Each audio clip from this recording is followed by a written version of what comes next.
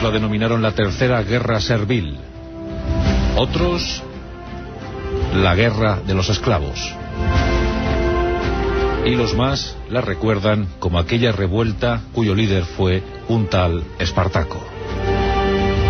Sin duda alguna, el momento más exigente, más difícil para la época tardorrepublicana romana.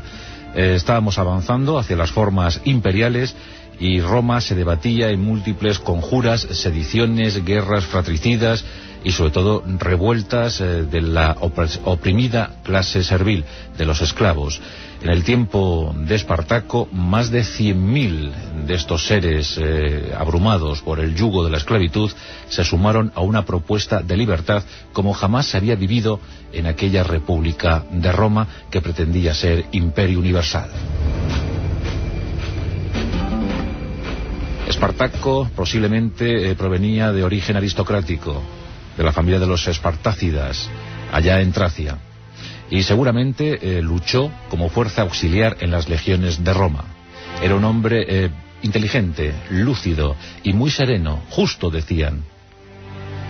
Cuando escapó de las legiones fue sometido al rigor de los trabajos forzados y de tal guisa trabajó en la mina y posteriormente en las ludis, en las escuelas de entrenamiento donde se curtían los gladiadores para su empleo posterior en las arenas circenses.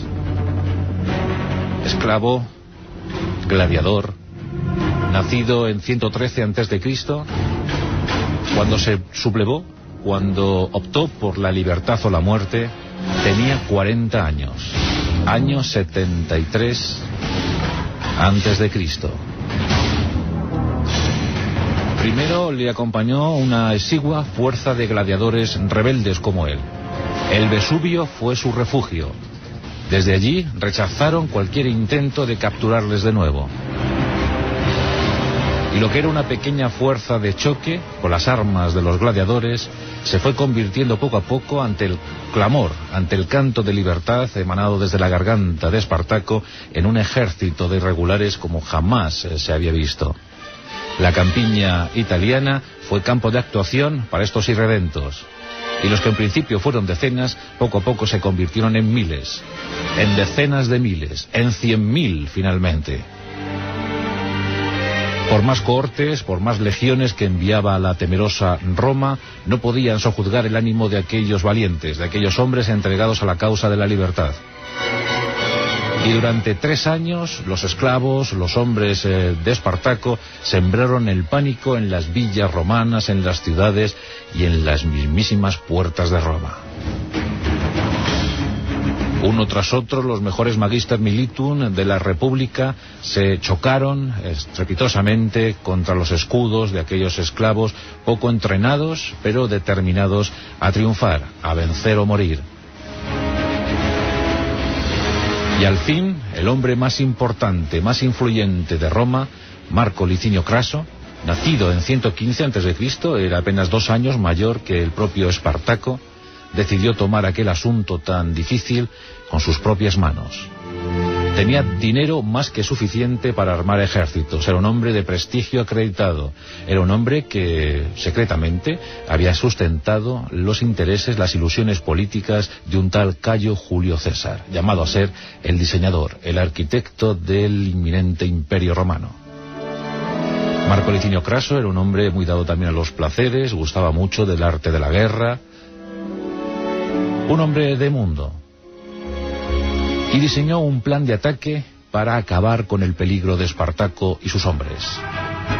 Marco Licinio Craso quería o pretendía reunir 3 fuerzas de combate, 3 contingentes que en total sumarían 120.000 hombres, unas 20 legiones, prácticamente todo de lo que disponía Roma para su expansión en la República y su defensa.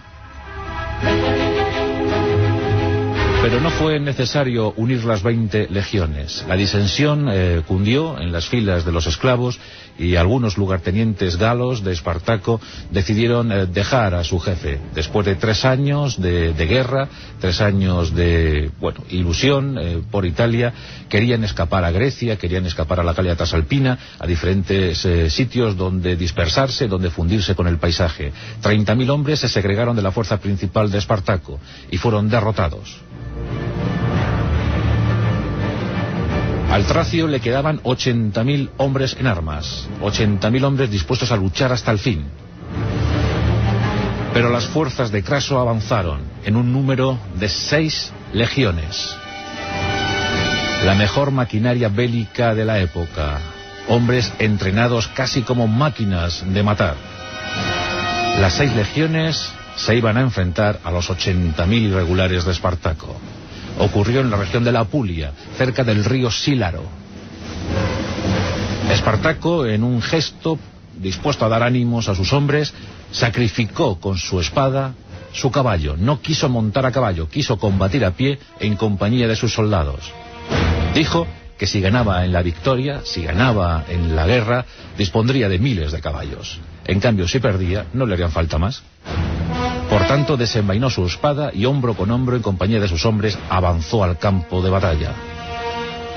La lucha fue feroz, pero la disciplina, el entrenamiento y los grandes militares que dirigían aquellas 6 legiones dieron buena cuenta de Espartaco y los suyos. Al final del día, de los 80.000 hombres que acompañaron a Espartaco, 60.000 yacían muertos. 6.000 fueron apresados. Y el resto escapó a duras penas, en grupos que llegaron hasta los 5.000 y que fueron siendo cazados paulatinamente en su marcha hacia el norte de Italia. El sueño había muerto, el sueño acabó. ¿Qué fue de Espartaco? Nunca lo sabremos. Se supone que murió en combate. No se encontró su cadáver. Otros aseguran que fue crucificado en el escarmiento posterior, pues Craso, Marco Licinio Craso, quiso que todo el mundo se enterase de lo que le podía ocurrir en caso de sublevarse ante el poder de Roma. Y desde Capua hasta Roma, 6.000 crucificados. Algunos sospechan que Espartaco fue crucificado entre ellos, pero como digo, nunca lo sabremos. Sí sabemos, en cambio, qué pasó con la mujer de Espartaco y con su hijo de escasos meses. Se llamaba Varinia y era bellísima. Había dado a luz hacía muy poquitas semanas al niño, el primogénito de Espartaco, y había sido capturada por Craso. Los legionarios condujeron a la mujer de Espartaco ante Craso. Y aquí tenemos uno de esos detalles que marcan la historia de las naciones. Craso, ante todo admirado por lo que había hecho aquel esclavo, aquel gladiador que había casi sometido a Roma, decidió perdonar a Varinia. Y la perdonó, no solo dejándola vivir, sino que le dio una fuerte suma de dinero. Y le buscó un lugar en el exilio, en la Galia Trasalpina.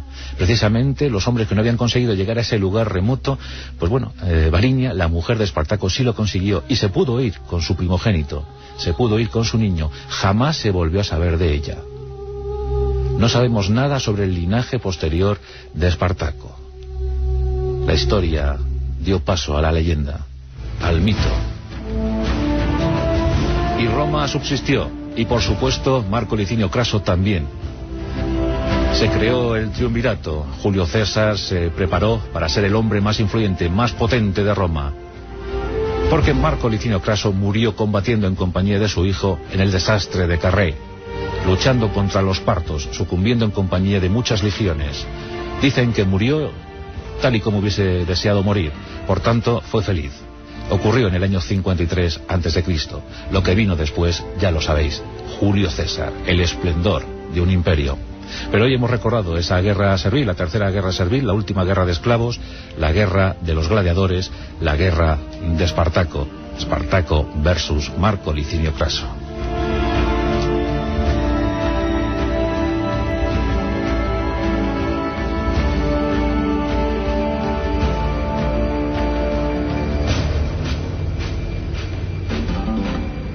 La Rosa de los Vientos, con Juan Antonio Cebrián, en Onda Cero.